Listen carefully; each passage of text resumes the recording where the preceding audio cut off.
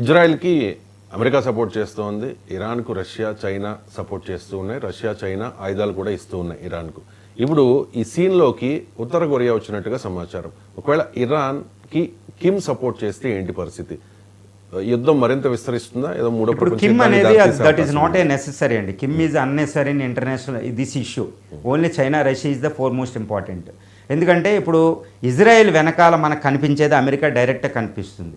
ఈ ట్రంప్ మనకు మాట్లాడేది ఏంటంటే, ట్రంప్ ఏం చెప్తున్నారు, నేను యుద్ధంలో లేను అనుకుంటూనే గత రాత్రి ఇరాన్ ప్రయోగించిన మిసైల్స్ని వీటిని ఐరన్ డోమ్ ఫెయిల్ అయినప్పుడు దాన్ని ఆపింది యుఎస్ యొక్క పేట్రియాటిక్ మిసైల్ డిఫెన్స్ సిస్టమ్. అంటే యుఎస్ యొక్క ప్యాక్ అంటే patriotic anti air defence system ఏం చేస్తుందంటే ఇజ్రాయిల్ని ఇరాన్ యొక్క ఈ ప్రొజెక్టైల్స్, మిసైల్స్, డ్రోన్స్ ఆపేస్తున్నాయి అన్నమాట. సో అంటే ఇజ్రాయెల్ వెనకాల అమెరికా ప్రత్యక్షంగా ఉంది.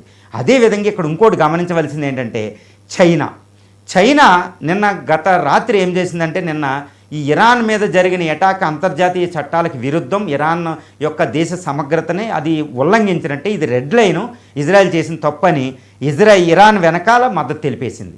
ఐక్యరాజ్య సమితిలో జరిగిన దాంట్లో కూడా చైనా మద్దతు తెలిపింది ఇరాన్కి.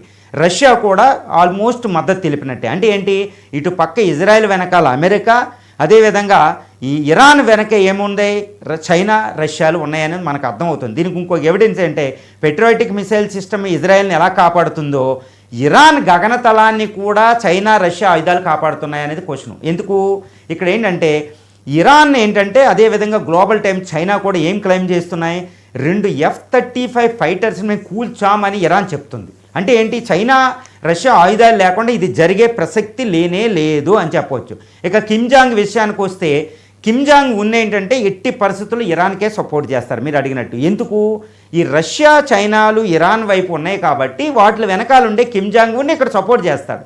కిమ్ జాంగ్ ఉన్ కేవలం సైన్యాన్ని వీటిని కొన్ని డ్రోన్లు ఇవ్వగలుగుతారు, కానీ ఎక్కువ చైనా రష్యాలు చెప్పినట్టే. అంటే ఏంటి, ఇప్పుడు ఈ యుద్ధం ప్రపంచంలో అతిపెద్ద మూడో ప్రపంచ యుద్ధానికి ఈ విధంగా దారితీస్తుంది. అంటే చైనా రష్యాలు, అటు పక్క అమెరికా, ఇజ్రాయెల్ వెనకాల ఈ సూపర్ పవర్ చేసే ఓ పాలిటిక్స్, ఈవెన్ ట్రంప్ తీసుకునే నిర్ణయం చాలా వివాదాస్పదంగా ఉంది.